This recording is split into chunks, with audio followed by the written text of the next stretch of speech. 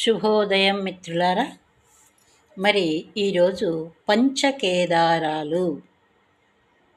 ఎలాగైతే దక్షయజ్ఞంలో సతీదేవి తండ్రి అవమానించినందుకు గాను తన శరీరాన్ని యజ్ఞంలో ఆహుతి చేసుకుంటే అప్పుడు విష్ణుమూర్తి ఆమె యొక్క శరీర భాగాల్ని ఒక్కొక్క భాగం ఒక్కొక్క ప్రాంతంలో పడేస్తే 108 శక్తి క్షేత్రాలుగా ఎలా ఏర్పడ్డాయో అష్టాదశ శక్తి పీఠాలుగా, అలాగే శంకరుని యొక్క శరీర భాగాలు కూడా పంచకేదారాలుగా విలసిల్లాయి.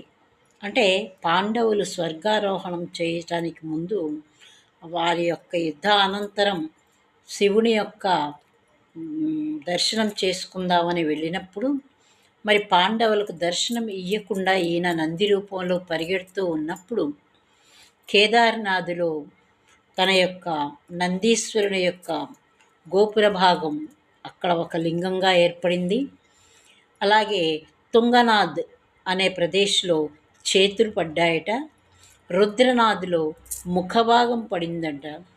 మధ్య మహేశ్వర్లో నాభిస్థానం పడిందట.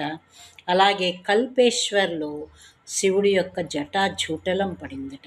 ఇలా 5 ప్రాంతాలు కూడా ఉత్తరాఖండ్ రాష్ట్రంలోని హిమాలయ పర్వతాలలో పంచకేదారాలు అని విలసిల్లి అభివృద్ధి చెందుతూ ఉన్నాయి. చక్కగా దర్శన భాగ్యం జరుగుతుంది.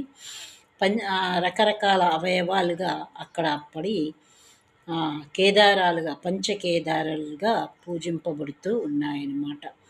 మరి అద్భుతమైన ఈ ఆలయాల గురించి ఇంకా వివరంగా మనం తర్వాత వీడియోలో తెలుసుకుందామండి. మరి పంచకేదారాలను తలుచుకుంటూ చక్కగా ధ్యానం చేసుకుందాం. Thank you.